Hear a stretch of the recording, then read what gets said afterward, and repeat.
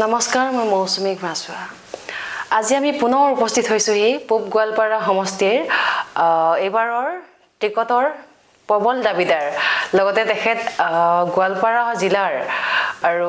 AIUDFৰ district president তেখেত হৈছে আবুল কালাম হুছেইন। তেখেতৰ সৈতে ইতিমধ্যে আমি এটা কথোপকথনত বহিছিলোঁ। আজি পুনৰ তেখেতক এটা বিষয় লৈ আমি আলোচনাত বহিম, কিছু কথা পাতিম। পোনে পোনে আমি তেখেতৰ ওচৰলৈ আগবাঢ়িছোঁ। অনুষ্ঠানলৈ স্বাগতম জনাইছোঁ। ধন্যবাদ। যিহেতু বৰ্তমান এছআৰক লৈ গোটেই তল ওপৰ হৈ আছে ৰাজনীতিত, আপুনিও যিহেতু এজন বিশেষ সম্প্ৰদায়ৰ পৰা টিকট বিচাৰিছে এইবাৰ, আৰু আপোনাৰ অঞ্চলটোও ঠিক তেনেকুৱাই, ধৰক AIUDFৰ পৰা আপুনি বিচাৰিছে। এই কথাখিনি আচলতে কেনেধৰণে কি হৈ আছে কথাটো, আপুনি কি বুলি ভাবে? এইটো আচলতে এছআৰ শব্দটোৰ জৰিয়তে প্ৰথম কথাটো হৈছে মাইনৰিটি সম্প্ৰদায়ৰ যিসকল প্ৰকৃত ভাৰতীয় নাগৰিক, তেখেতসকলক ভোটাধিকাৰটো খৰ্ব কৰিব তাৰ কাৰণে এটা প্লেনিং কৰা হৈছে। আৰু সেই ভাৰতীয় নাগৰিকসকলৰ ভোটাধিকাৰ খৰ্ব কৰি ভোটৰ সংখ্যাটো কমাই ইয়াত BJP পাকে প্ৰকাৰে প্ৰাৰ্থীক জিকাই লৈ যোৱাৰ যিটো অপপ্ৰচেষ্টা, সেয়া আমি ইতিমধ্যে বুজি উঠিছোঁ বা প্ৰতিজন ইণ্টেলেকচুৱেল পাৰ্চনে বুজি পাইছে। প্ৰথমতে ইলেকশ্যন কমিশ্যনে কৈছিল যে এছআৰ যিটো স্পেচিয়েল ৰিভিজন সেইটো অসমৰ ক্ষেত্ৰত প্ৰযোজ্য নহয়, কিন্তু হঠাৎ দেখা গ'ল কেইদিনমান আগত অসমৰ মাননীয় মুখ্যমন্ত্ৰীয়ে এনেকৈ কৈ দিলে যে এছআৰ মই নিজেই কৰিব দিছোঁ, মই মোৰ সতীৰ্থ বিধায়কসকলক কৰিব দিছোঁ, মই মোৰ দলীয় সতীৰ্থসকলক কৰিব দিছোঁ। এনে পাকে প্ৰকাৰে তেওঁলোকে এছআৰৰ জৰিয়তে গোটেই অসমব্যাপী তেওঁলোকে ক'ব খুজিছে, মুখ্যমন্ত্ৰীয়ে কয় যে মই মিয়াসকলকে এছআৰৰ অন্তৰ্গত অন্তৰ্ভুক্তি কৰিছোঁ, কিন্তু বাস্তৱতে সেয়া নহয়। আজি হাজাৰ হাজাৰ খিলঞ্জীয়া মানুহ তেখেতসকলে এছআৰৰ অধীনত তেখেতসকলৰ নামৰ এগেইনষ্টত কমপ্লেইন আহিছে। সেই কমপ্লেইন অহাৰ পিছত তেখেতসকলে অনাই বনাই ঘূৰি ফুৰিছে সেই কমপ্লেইনকাৰীক বিচাৰি। হাজাৰ হাজাৰ কমপ্লেইনকাৰী আজি বিচাৰি উলিওৱাও হৈছে, আৰু তেখেতসকলে ইতিমধ্যে ইচ্ছাকৃতভাৱে লিখি দিছে যে মই সেই অভিযোগত জড়িত নহয়, বা মই কাৰো নামো নাজানো, মই সেই অভিযোগ যিখিনি মোৰ ID ব্যৱহাৰ কৰা হৈছে সেইখিনি গোটেই ভুৱা আৰু তথ্যবিহীন। গতিকে এই ক্ষেত্ৰত তেখেতসকলে উইলিংলি এফিডেভিটো দিছে, কোনোবাই ফৰ্ম ফিল আপ কৰি তাত ছিগনেচাৰ কৰি দিছে যে মই যিটো অভিযোগ কৰা বুলি কোৱা হৈছে সেইটো অভিযোগ সত্য নহয়, গতিকে মই তাৰ পৰা অব্যাহতি ল'ব বিচাৰিছোঁ। এই প্ৰক্ৰিয়া যিটো আৰম্ভ হৈছে, এই প্ৰক্ৰিয়াটো জানো এটা বিশেষ জাতিৰ ওপৰত অত্যাচাৰ কৰা হোৱা নাই নিৰ্বাচনৰ নামত। তেখেতসকলে প্ৰকৃত ভাৰতীয় নাগৰিক, তেখেতসকলৰ যুগান্তৰ ধৰি অসম বা ভাৰতবৰ্ষত বসবাস কৰিছে। তাৰ পিছত অসমৰ এনে এজন মুখ্যমন্ত্ৰী আমি পাইছোঁ যে যিজনে ভাৰতীয় সংবিধানৰ শপত লৈ তেখেতে শপত লৈছিল যে মই প্ৰতিটো জাতিগোষ্ঠীক সমান দৃষ্টিৰে চাম, মই সংবিধানৰ প্ৰতিটো বস্তু সংবিধানক সন্মান জনাই কাম কৰিম, তেখেতে আইন শৃংখলা আওতাত ৰাখিব। কিন্তু তেখেতে দেখা গৈছে যে কোনো এটা কথাই তেওঁ মানা নাই। তেখেত এজন স্বেচ্ছাচাৰী, যিজনক কোৱা হৈছে, এটা সময়ত যেনেকৈ ৰজাই স্বেচ্ছাচাৰী কিছুমান আছিল, তাতকৈ তেওঁ কোনো গুণে কম নহয়। তেওঁ যি ইচ্ছা তাকে ক'ব পাৰে। এজন মুখ্যমন্ত্ৰীৰ মুখত যদি এনে অশুভ বাক্য আহে, তেতিয়াহ'লে সেয়া জানো এই দেশখনৰ কাৰণে অশুভ নহয়? মই ক'ব খুজিছোঁ যে অসমৰ মাননীয় মুখ্যমন্ত্ৰী মহোদয়ে যিখিনি কথা আজিৰ দিনত মাইনৰিটি সম্প্ৰদায়ক লৈ কৈছে, সেই কথাটোৱে মাইনৰিটি সম্প্ৰদায়ক একো কৰা নাই, কিন্তু কোনো ক্ষতি কৰিব নোৱাৰে। কিন্তু ক্ষতি এটা ঠাইত হৈছে, যিসকল অসমীয়া ব্যক্তিয়ে আজিৰ দিনত ভাবিছে যে মাইনৰিটি সম্প্ৰদায়ক হেমন্ত বিশ্ব শৰ্মাই তুচ্ছ তাচ্ছিল্য কৰিছে, সেই তুচ্ছ তাচ্ছিল্য এটা সময়ত অসমীয়া সমাজে গম পাব যে সেয়া আমাৰ কাৰণে সৌভাগ্য বুলি আমি ক'ব খুজিছোঁ। এই কাৰণে সৌভাগ্য কৈছোঁ, আজি আপুনি চাওক 60% যিখিনি ডক্টৰ আজি ওলাই আহিছে, 60% মাইনৰিটি সম্প্ৰদায়, সেই চৰুৱা মানুহখিনিৰ ল'ৰা ছোৱালী। যিমান ইঞ্জিনিয়াৰ ওলাইছে তাৰে 60% আপুনি চাব সেই চৰুৱা ল'ৰা ছোৱালীবিলাক। গতিকে এটা সময় আহিছে, IAS IPS আমাৰ হজৰত মৌলানা বদৰুদ্দিন আজমল চাহাবে প্ৰতিটো কথাতে কৈছে, তেখেতে যিটো শিক্ষাৰ ওপৰত গুৰুত্ব প্ৰদান কৰিছে, সেই শিক্ষাই এটা সময়ত অসমীয়া সমাজে আজি যিটো কথালৈ হাঁহি আছে, আমেজ পাইছে, সেই কথাটো এদিনাখন তেখেতসকলে কাণ দিব লাগিব। আৰু এয়াই কাম কৰিছে হেমন্ত বিশ্ব শৰ্মা। এছআৰৰ জৰিয়তে আমাক কোনো হাৰাশাস্তি কৰিব, হয়তো কিবা কাৰণত 2-4 দিন মানুহে দৌৰিব, খৰচ কৰিব, খৰচান্ত কৰিছে, সেয়া আমাৰ কাৰণে কোনো ডাঙৰ কথা হোৱা নাই। কিন্তু এই এছআৰৰ জৰিয়তে তেওঁ আমাক যিখিনি কৰিছে সেই কামৰ বিপৰীতে এদিনাখন অসমীয়া মানুহক তেওঁ কি সজাব বিচাৰিছে, য়েছমেন সজাব বিচাৰিছে। হেমন্ত বিশ্ব ডাঙৰীয়াই এইটো প্ৰচেছ হাতত লৈছে যে অৰ্থনৈতিকভাৱে সেই মানুহখিনিক জুৰুলা কৰিব আৰু তেওঁ যি ইশাৰা দিব সেই ইশাৰাত তেওঁলোকে চলিবৰ কাৰণে বাধ্য হ'ব। তেওঁলোকৰ ল'ৰা ছোৱালী যিটো উচ্চ শিক্ষাৰ শিক্ষিত হ'ব লাগে সেই কথাত হেমন্ত বিশ্ব শৰ্মাই কোনো গুৰুত্ব প্ৰদান কৰা নাই। সেই অঞ্চলবিলাকত যিবিলাক ইণ্ডাষ্ট্ৰী তৈয়াৰ কৰি আনএমপ্লয়মেণ্ট যিবিলাক সুশিক্ষিত যুৱক আছে তেখেতসকলক চাকৰি দিয়াৰ যি কাম সেই কাম তেওঁ কৰিব পৰা নাই। গতিকে ৰাস্তা ঘাটৰ যি উন্নয়ন সেই উন্নয়নৰ ক্ষেত্ৰত বহুত খেলিমেলি আছে। এইবিলাক ইণ্টেলেকচুৱেল গোটেইখিনি অসমবাসীয়ে গম পায়। কিন্তু তৎসত্ত্বেও তেখেতৰ যিখিনি কাৰ্যকলাপ RSSৰ জৰিয়তে যিখিনি ৰাইজক বুজোৱা হৈছে সেই কথাটো কিন্তু আজিৰ দিনত খবৰ পোৱা নাই। আৰু সেইটোৱে মানে অসমীয়া সমাজৰ এটা সময়ত কাল আহিব। আৰু হেমন্ত বিশ্ব শৰ্মা নামৰ মানুহজনে তো আৰু পৃথিৱীত চিৰযুগমীয়া হৈ অহা নাই, এটা হয়তো পিৰিয়ডৰ কাৰণে থাকিব। তেওঁ নহয় আৰু 15 বছৰে চিফ মিনিষ্টাৰ থাকিব, মুছলমানক জ্বলাব। কিন্তু নহয়, মুছলমান যিমানে জ্বলিছে সিমানে শিক্ষাৰ দিশত আগবাঢ়িছে, সিমানে উন্নয়নৰ ক্ষেত্ৰত আগবাঢ়িছে, সিমানে কৃষিৰ ক্ষেত্ৰত তেওঁলোকে উন্নয়ন সাধন কৰিছে। বিভিন্ন আজিৰ দিনত চন্দ্ৰলৈ যোৱাৰ কাৰণে অসমীয়া কি কয় চোৰ চাপৰিৰ ল'ৰা ছোৱালীয়ে পৰিকল্পনা ৰচনা কৰিছে। তেনে সময়ত অসমীয়া সমাজৰ কি আছে সেই কথাটোৱে এবাৰ হেমন্ত বিশ্ব শৰ্মাই ভালকৈ ফহিয়াই চাওক, তাত ৰিজাল্টটো তেখেত নিজেই পাব। গতিকে এছাৰৰ জৰিয়তে যিটো দিব বিচাৰিছে আমাৰ মাইনৰিটি সম্প্ৰদায়ক সেইটো আমাৰ কাৰণে দুৰ্ভাগ্যজনক এটা কথা। আৰু সেই কথাটোৰ কাৰণে মই তেখেতক কঠোৰ ভাষাৰে গৰিহণা দিছোঁ। এইখিনিতে মই আৰু এটা কথা ক'ম, ৰাস্তা পদূলি কিছু কৰিছে কিন্তু দেই হিমন্ত বিশ্ব শৰ্মাই। ৰাস্তা পদূলিৰ ক্ষেত্ৰত গুৱাহাটীৰ যিখিনি চাওঁ ফ্লাইঅভাৰৰ পৰা আদি কৰি, আৰু তেওঁ যি এনাউন্স কৰে যে বহুত নিবনুৱা সংস্থাপন দিছে, কিছু নকৰাও নহয়, কৰিছে কিন্তু মোৰ দৃষ্টিত। হয়, আপুনি যিখিনি কথা কৈছে সেই কথাৰ লগত ময়ো একমত। ৰাস্তা কৰিছে, কিন্তু সেই ৰাস্তাখিনি কিহৰ ধৰণৰে কৰা হৈছে সেইটো যদি ভালকৈ আপুনি ফহিয়াই চায়, তাৰ গুৰি যদি লৈ যায়, গড়লৈকে যদি যাই পায় আচল মূল কথালৈ, তেতিয়া দেখিব যে সেইটো এটা কিবা ঋণহে লৈছে আমাৰ নামত। এই অসমখনক বন্ধক থৈ আজি যুগান্ত ধৰি যি ধৰণে তেখেতে ঋণ লৈ আছে, প্ৰতিটো মাহৰ পিছত মাহ ঋণ, সেই ঋণে জানো আমাৰ ওপৰত মাধমাৰ নামাৰিব। আৰু ইয়াৰ পিছত কোনোবা এখন চৰকাৰ আহিলে জানো সেই ঋণৰ বোজাটো বহন কৰিব নালাগিব। এটা সময়ত যি ধৰণে ঋণটো আহি আছে এই ৰাস্তা ঘাট বনোৱাৰ নামত, উন্নয়নৰ নামত, সেইটো আমি উন্নয়ন বুলি ক'ব নোখোজোতো, সেইটো হৈছে এটা ঋণৰ দ্বাৰা উন্নয়ন। সেই ঋণ যদি আমি সঠিক সময়ত আমাৰ চৰকাৰখনে পৰিশোধ কৰিব নোৱাৰে তেতিয়া দেশখনৰ অৱস্থা কি হ'ব। আৰু চাকৰিৰ ক্ষেত্ৰত যিটো আপুনি কৈছে সেইটোতো এটা মানে অভুৱা কথা। এজন চাকৰিয়ালে মাহত এজন BHC MHC টিচাৰে যদি 15,000 পৰা 20-25 হাজাৰ টকাৰ এটা চাকৰি হয়, সেয়া জানো চাকৰি? কিবা কণ্টেক্সুৱেল চাকৰি, কিবা আৰু কিবা কিবি, আৰু শিক্ষাগত অৰ্হতা ইমান থকাৰ পিছত এই 15,000 টকাৰে যদি এজন শিক্ষিত নিবনুৱা যুৱক যুৱতীয়ে সেই জীৱনটো পাৰ কৰিব লাগে, তাৰ পৰা তেওঁৰ কি উপকৃত হ'ব? আজি সাধাৰণ এজন শ্ৰমিক দিনত 500 টকা পালেও মাহত 15,000 টকা পায়। শ্ৰমিকৰ কথা কৈছোঁ মই, আনস্কিল। আৰু স্কিল শ্ৰমিকৰতো 3,000 পৰা 5,000 টকালৈকে মিনিমাম এটা ইনকাম হয়। আৰু এই শিক্ষিত নিবনুৱাসকলে চাকৰিৰ নামত তেওঁলোকৰ ইণ্টাৰভিউ 17টামান লোৱাৰ পিছত তেখেতসকলৰ চাকৰিৰ দৰমহা কাৰোবাৰখনো 15,000, কাৰোবাৰ 18,000, কাৰোবাৰ 20,000, কাৰোবাৰ 24,000 ইত্যাদি মানে স্লেপত। গতিকে ইয়াৰ দ্বাৰা তেখেতসকলৰ জীৱন নিৰ্বাহ কৰাটো জানো সম্ভৱপৰ হ'ব? মই ভাবোঁ ইও এটা মানে এই অসমীয়া সমাজৰ যিখিনি যুৱক যুৱতী চাকৰিৰ নামত আছে তেখেতসকলক মাথন সেই আমাৰ ভিজা কাপোৰ দিয়া বুলি যিটো কয়, মানে পানীৰে ঠাণ্ডা কৰি ৰাখিছে তাত, আৰু তাত বাহিৰে তেওঁলোকৰ কোনো উন্নয়নৰ একো দেখা নাই। সিহঁতৰ নিজৰ সতি সন্তানক উচ্চ শিক্ষাৰ কাৰণে শিক্ষিত কৰিব পাৰিব, তাৰ পৰা মোৰ ধাৰণা নহয়। এইখিনিতে আৰু এটা শব্দ খুব তেওঁৰ মুখত আমি শুনিবলৈ পাই থাকোঁ, মিয়া শব্দটো আচলতে কালি পৰহি এটা তেওঁ কৈছে যে মিয়া ৰিক্সাৱালা হওক 5 টকা হ'লে 4 টকা দিবি। আজি কোনোৱে কৰিছেও সেয়া। আৰু মিয়া শব্দটো আচলতে তেওঁ কিয় বেয়া পায় বুলি ভাবে আপুনি? নহয়, মিয়া শব্দটো তেওঁ ব্যৱহাৰ কৰিছে মানে ৰাজনৈতিক মুনাফাৰ কাৰণে। আচলতে আমাৰ অসমীয়া সমাজখনো মানে কিহত তাগিদাত এনেকৈ মানে নিৰ্ভীকভাৱে সেই কথাবিলাক সমৰ্থন কৰিছে মই জানা নাই। কিন্তু এই মিয়াসকলে জানো অসমখনত তেখেতসকলৰ উন্নয়নৰ স্বাৰ্থত কোনো কাম কৰা নাই? এই মিয়া অবিহনে আজিৰ দিনত যিখিনি কনষ্ট্ৰাকশ্যন হৈছে, ৰাস্তাৰ পৰা আদি কৰি, ব্ৰিজৰ পৰা আদি কৰি, বিল্ডিঙৰ পৰা আদি কৰি, আমি চাইছিলোঁ অসম আন্দোলন যেতিয়া হৈছিল তেতিয়া এই আমাৰ ছাত্ৰ সন্থাৰ তৰফৰ পৰা এটা প্ৰক্ৰিয়া লৈছিল যে গুৱাহাটীৰ পৰা মানে মিয়াসকলক খেদিছিলে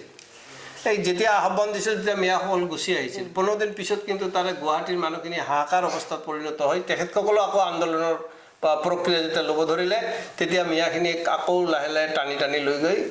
গুৱাহাটী চহৰত তেখেতসকলক সেই আগৰ দৰে কাম কাজ কৰাৰ সুবিধা কৰি দিলে গতিকে মই ভাবোঁ মিয়া শব্দটো ব্যৱহাৰ কৰিলে তেখেতৰ তুষ্টি হয় এইটোৱে যে অসমীয়া সমাজে জানে যে হিমন্ত বিশ্ব শৰ্মা মাননীয় মুখ্যমন্ত্ৰী ডাঙৰীয়াই আমাৰ অসমৰ যিখিনি মিয়া মানুহ চোৰ চাপৰিত থকা মানুহ সেই মানুহখিনিৰ ওপৰত যি অত্যাচাৰ কৰিছে তাৰ পৰা আমাৰ লাভ হৈছে আমাৰ কি লাভ হৈছে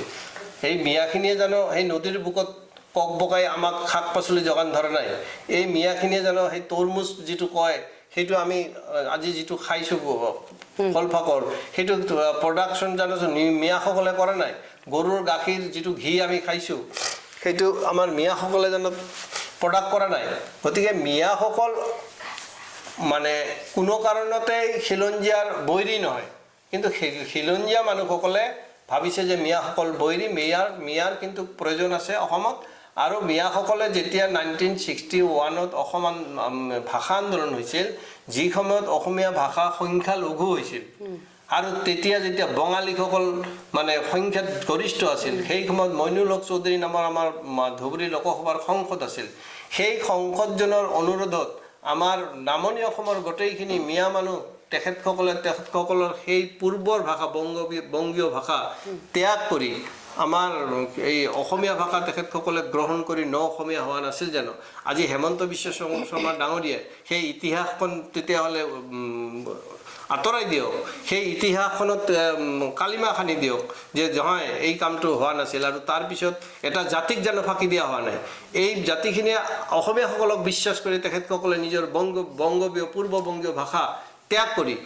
অসমীয়া হ'বলৈ যায় আজি তেখেতসকলৰ ওপৰত যি অত্যাচাৰ কৰা হৈছে এইটো কিন্তু ভগৱানেও চাই আছে আৰু ভগৱান বোলা এটা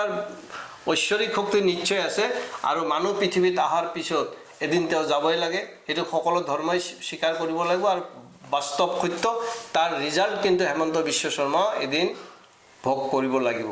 বাৰু আপুনি কোৱা যিখিনি ক'লে মই গোটেইখিনি বুজি পালোঁ মিয়াৰ প্ৰাসংগিকতা আছে অসমত আমাৰ মুখ্যমন্ত্ৰী ডাঙৰীয়াই বা যি কৈছে কি কৈছে সেইটো তেওঁৰ কথা মিয়াৰ সম্পৰ্কে মই প্ৰাসংগিকতা আছে বুলিয়ে মই ভাবোঁ আপোনাৰ কথাই পৰাও মই সেইখিনিয়ে বুজিলোঁ কিন্তু ইয়াতে এটা কথা মই বুজা নাই গৰীয়ামৰীয়া দেশী আৰু মিয়া এই দুটা কি মানে বেলেগ বেলেগ নে একেলগতে গোটেইখিনি সাঙুৰিব পাৰি দেখক অসমীয়াসকল বড়ো ৰাভা কছাৰী মিৰি নাথ কলিতা ব্ৰাহ্মণ ইত্যাদি যিমান আছে আটাইখিনি মিলি যদি অসমীয়া হিন্দু হ'ব পাৰে তেতিয়াহ'লে মুছলমান মিয়া গৰীয়া আৰু দেশী এই তিনিটা মানে আমাৰ কেটাগৰী সেই তিনিটা কেটাগৰী জানো এটা মুছলমান জাতি হ'ব নোৱাৰে নিশ্চয় হ'ব পাৰে আৰু আমি সেই আমি জাতি আৰু মই আহ্বান কৰিম যে আমাৰ যিসকল গৰীয়া মৰীয়া বা চৰ্চা পৰি আছে সেইটো আমাৰ চৰত বসবাস কৰাৰ কাৰণে মিয়াসকলক মিয়া বুলি কয় তাত আমাৰ আপত্তি নাই মিয়াসকলৰ আপত্তি কৰা নাই আমাৰ যিখিনি পূৰ্বৰ গৰীয়া মানুহ পূৰ্বৰ খিলঞ্জীয়া মানুহ তেখেতসকলক গৰীয়া কৈছে তাতো আপত্তি নাই কিন্তু জাতৰ স্বাৰ্থত আমি আটাই তিনিটা গ্ৰুপে তিনিটা আৰু জলহা বুলিও এটা আছে আৰু মইমেল বুলি এটা আছে গোটেইখিনি মানুহে আমি জাতত মুছলমান আমাৰ এক ঈশ্বৰবাদ আমি আল্লাহক উপাসনা কৰোঁ গতিকে ইয়াত তেখেতে বিভিন্ন পাকে প্ৰকাৰে আমাৰ জাতিটোক দুৰ্বল কৰাৰ স্বাৰ্থত মুছলমান সম্প্ৰদায়টোক দুৰ্বল কৰাৰ স্বাৰ্থত যেনেকৈ আজিৰ পৰা কিছুদিন আগত মিয়াসকলক উচ্ছেদৰ নামত তেওঁলোকৰ ঘৰ বাৰী ভাঙি দিলে দিয়াৰ পিছত এতিয়া আকৌ তেওঁ কৈছে যে নহয় মই মিয়াৰ ওপৰতে অত্যাচাৰী কৰি আছোঁ কিন্তু নহয় তেওঁ চেলেঞ্জ কৰক আমাৰ লগত যে অকল মিয়াকে কৰিছে খিলঞ্জীয়া মানুহ হাজাৰ হাজাৰ মানুহৰ আজি আমাৰ গোৱালপাৰা পূব বিধানসভা সমষ্টিত এনেকুৱা এটা পঞ্চায়ত নাই এনেকুৱা এটা ইউনিট নাই য'ত নেকি 150 পৰা 200 মানুহৰ নাম মানে অবজেকশ্যন অহা নাই গতিকে এতিয়া মিয়া আৰু গৰীয়া আৰু দেশী এতিয়া একাকাৰ কৰিছে তেখেতে এইটো খালি বুজাবৰ কাৰণে কৰিছে আৰু আমাক যিটো বিভক্ত কৰিছে সেই বিভক্ত হ'ল যে মুছলমানসকলৰ শক্তিটো যাতে ইউনাইটেড হৈ নাথাকে গতিকে আমাক কিবা ডেভেলপমেণ্টৰ কোনোবা ঠাইত আশ্বাস দিয়া হৈছে কোনোবা উন্নয়নৰ আশ্বাস দিয়া হৈছে কোনোবা ক্ষেত্ৰত আকৌ কিবা এটা আশ্বাস দিয়া হৈছে যেনেকৈ কোচ ৰাজবংশীসকলকো এনেকুৱা দিছে গতিকে এই আশ্বাস দিয়াৰ বাহিৰে আমিতো একো উন্নয়ন আমাৰ এই মিয়া গৰিয়া আৰু দেশীৰ মাজত দেখা নাই বৰঞ্চ মিয়াসকলৰে কিঞ্চিত কিবা এটা উপকাৰ হৈছে মিয়া যিটো বোৰ্ড আছে মাইনৰিটি বোৰ্ড গৰিয়াসকলকতো আজি 4-5 বছৰে হ'ল তেওঁ আঁচনি দিব আজিলৈকে 1 টকাৰ আঁচনিতো আমি দেখা নাই কোনো এখন কি বিধানসভাত তেওঁ কোনো এটা আঁচনি গ্ৰহণ কৰা নাই এই গৰিয়া আৰু দেশীসকলৰ কাৰণে গতিকে মই ভাবিম যে এই কথাটো হৈছে মানে এক কথাত ক'বলৈ গ'লে আমাক দুৰ্বল কৰাৰ এটা পৰিকল্পনা দ্বিতীয় কথাত ক'বলৈ গ'লে তেওঁ অসমীয়া জাতিটোক বুজাইছে যে নহয় মই তেখেতসকলক বিভক্ত কৰিছোঁ আৰু বিভক্ত কৰি মানে নিক্ষেপ কৰাৰ যিটো প্ৰচেষ্টা সেইটো মই চলাই আছোঁ আপোনালোকে মোক সহায় কৰক গতিকে এই ক্ষেত্ৰত আৰু বিকল্প কথা নাই আৰু জাতি বুলি ক'লে মুছলমান বুলি ক'লে আমি যিমানে যি নাথাকক কিয় চৰুৱা বৰুৱা যি হওক গোটেইখিনি মুছলমান মই এইটোৱে বুজি পাওঁ গতিকে আমি ইউনাইটেড হোৱাৰ প্ৰয়োজন আছে আমি ইউনাইটেডৰ আহ্বান দিছোঁ আপোনাৰ এই চেনেলৰ জৰিয়তে যিহেতু ভাৰতবৰ্ষ এখন ধৰ্ম নিৰপেক্ষ দেশ আৰু ইয়াতে বিভিন্ন আমাৰ ৰাজনৈতিক দলসমূহ আছে আৰু প্ৰত্যেকটো ৰাজনৈতিক দলতে প্ৰত্যেক জাতিৰ মানুহ আছে আপোনালোকৰ AIUDF আছে হিন্দু মানুহ আৰু কংগ্ৰেছটো মিয়া বুলিয়ে কয় কিন্তু তাত গোটেই হিন্দু মিয়া লগ হৈ আছে আৰু ঠিক তেনেকৈ BJPটো টুপি পিন্ধা মানুহ আছে কিন্তু তেখেতে যে সেই মিয়া মিয়া শব্দটো ইমান পাতলকৈ কৈ থাকে আচলতে এইটো ৰাজনৈতিক মুনাফা আদায়ৰ বাবে নে প্ৰকৃততেই এখন মানে মিয়া মুক্ত অসম গঢ়াৰ স্বাৰ্থত কৈ আছে বুলি ভাবে আপুনি মিয়া মুক্ত অসমটো গঢ়িবৰ কাৰণে তেখেতে সংবিধানখন চেঞ্জ কৰিব লাগিব সংবিধানখন যিমান দিন জীয়াই থাকিব ভাৰতীয় সংবিধান সেই সংবিধানে যিখিনি অধিকাৰ মিয়াক দিছে সেইখিনি নিশ্চয় খিলঞ্জীয়া অসমীয়া প্ৰতিটো জাতিগোষ্ঠীকে তাৰমানে ৰচনা কৰা হৈছে গতিকে সেইটো হয়তো সন্মানিত আদালতেও সেই কথাটো স্বীকাৰ কৰিব যে নহয় এইখন মিয়ামুক্ত অসম হ'ব নোৱাৰে আৰু হ'ব পাৰিলে হেমন্ত বিশ্ব শৰ্মা ডাঙৰীয়াই কেতিয়াবা কৰিলেহেঁতেন তো চেষ্টা কম কৰা নাই কিন্তু ইয়াতে মূল কথাটো হৈছে যে আজিৰ দিনত ৰাজনৈতিকভাৱে তেখেতে ক'ব বিচাৰে যে মিয়াসকলৰ ভোট মোক নালাগে বিভিন্ন সময়ত তেওঁ প্ৰেছ মিডিয়াৰ সন্মুখতো কৈছে আৰু আজি দুদিনমান আগত চাইছোঁ যে মিয়াৰ ল'ৰা ছোৱালীসকলে মোক ভাল পায় মোক ভাল লাগে মোক ভাল পায় সেইটো এটা তাৰ অভিনয়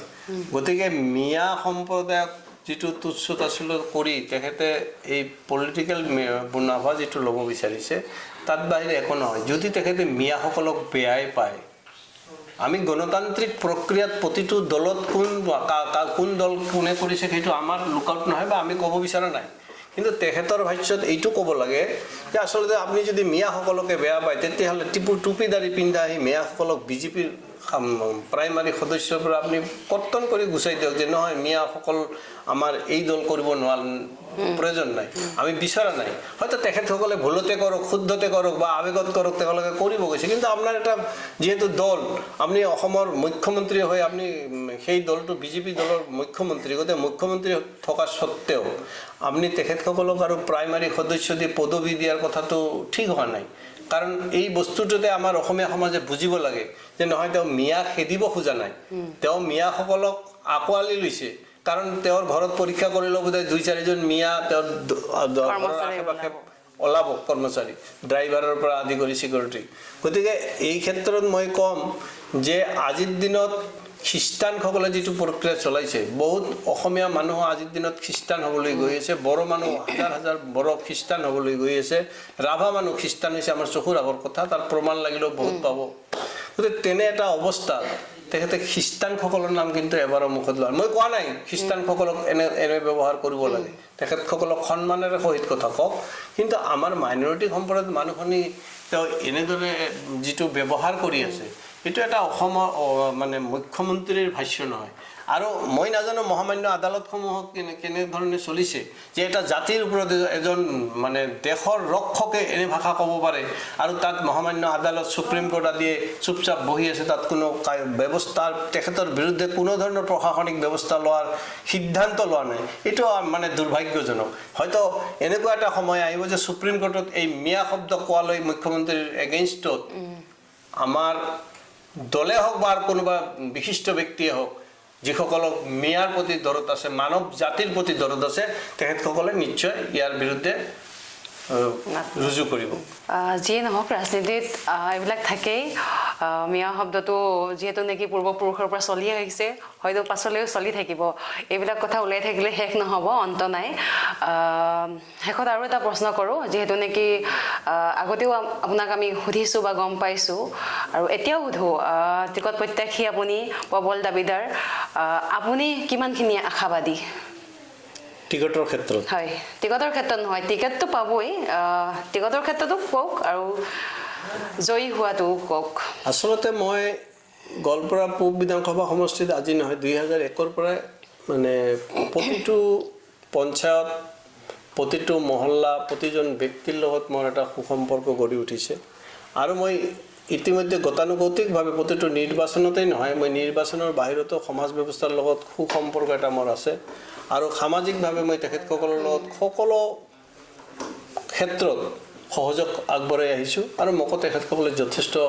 আদৰ সন্মান কৰে গতিকে সেই ক্ষেত্ৰত এইবাৰ যিটো নিৰ্বাচন এই নিৰ্বাচনত মই আজিলৈকে যিখিনি ৱাৰ্ক কৰিলোঁ মানে 14 নং গোৱালপাৰা পূব বিধানসভা সমষ্টিত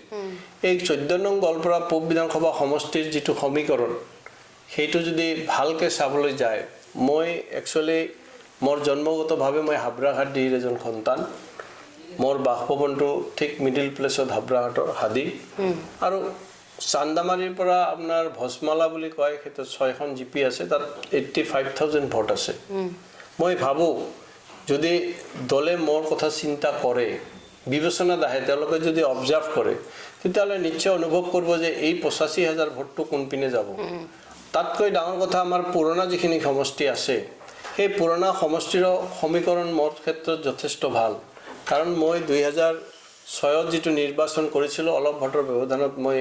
পৰাজিত হৈছোঁ যদিও তাত বহুত কথা আছে কিন্তু সেই মানুহখিনি আজিও কিন্তু মোক নিৰ্বাচনত জয় কৰাৰ ক্ষেত্ৰত পিছ হুকাৰ নাই তেখেতসকলে আজিও মোৰ কাৰণে দোৱা কৰিছে ৱাৰ্ক কৰিছে আৰু কাম কৰি আছে আৰু এইবেলি স্বতঃপ্ৰতভাৱে মানে কেইবাটাও মানে বিপৰীতমুখী হৈ মোক সহায় কৰিব আৰু ইতিমধ্যে কংগ্ৰেছ মহলৰো যথেষ্ট ব্যক্তি মানে সাংগঠনিকভাৱে মোক সহায় কৰাৰ ইতিমধ্যে মোৰ লগত কথা বতৰা হৈছে আৰু মই ভাবোঁ যে তেখেতসকলে সহায় কৰিব তাৰো কিছু অন্তৰ্নিহিত কাৰণ আছে গতিকে এনে ক্ষেত্ৰত আৰু চৰ চাপৰিৰ মানুহখিনিৰ লগত মোৰ যিটো সম্পৰ্ক মোৰ জাতিৰ ব্যক্তিৰ সকলতকৈ মোৰ তেখেতসকলৰ লগত সম্পৰ্ক বেছি আৰু তেখেতসকলেও মোক যিমান আদৰ আৰু সন্মান আছে সেই কথাটো মই মৃত্যুৰ আগলৈকে ভুলি যাব নোৱাৰোঁ কাৰণ সন্মান এটা বহুত মূল্যৱান বস্তু তাক যাক টকা দি কিনিব পৰা নাযায় তেখেতসকলে মিয়া এইটো বেলেগ কথা কিন্তু মোৰ ওচৰত যিটো সন্মান মই তেখেতসকলক মিয়া নহয় মই তেওঁলোকক মানৱ দৰদী ব্যক্তি হিচাপে মই তেখেতসকলক গ্ৰহণ কৰোঁ আৰু অনাগত দিনত মই জীয়াই থকালৈকে তেখেতসকলৰ লগত সুসম্পৰ্ক বজাই ৰাখি মই যাতে এইখন দুনিয়াত এটা সুকৃতি থৈ যাব পাৰোঁ তাৰ আশাৰে মই তেখেতসকলৰ লগত চলি আছোঁ আৰু এইবাৰ নিৰ্বাচনত ফলাফল মোৰ ক্ষেত্ৰত যথেষ্ট ভাল হ'ব আৰু হাইকমাণ্ডো নিশ্চয় চিন্তা কৰিব যে সমষ্টিৰ তেখেতসকলে নিশ্চয় অবজাৰ্ভ কৰি আছে বা কৰিব আৰু যদি কৰাত কিবা ত্ৰুটি হৈছে তেতিয়াহ'লে মোৰ হাইকমাণ্ডৰ প্ৰতি এপিল থাকিব যে তেখেতসকলৰ বিশেষ সূত্ৰে যিটো নিৰ্বাচনী প্ৰক্ৰিয়াৰ মানে বা বাতৰি লোৱা হয় সেইটো কৰক তাত চাব যে তেখেতসকলে সেই ৰিজাল্টটো পাব যে মই সকলোতকৈ ওপৰত মোৰ কিটো সমীকৰণটো আহিব আৰু সেই সমীকৰণৰ ওপৰত নিশ্চয় মোৰ নামটো বিবেচনা কৰিব বুলি মই দৃঢ় বিশ্বাস হয় ধন্যবাদ যাচিলোঁ ইতিমধ্যে বিধানসভা একেবাৰে চমু চাপিছে কাষ চাপিছে আমিও আপোনালৈ আকৌ বাৰু শুভকামনা যাচি অনুষ্ঠান ইমানতে সামৰিছোঁ থেংক ইউ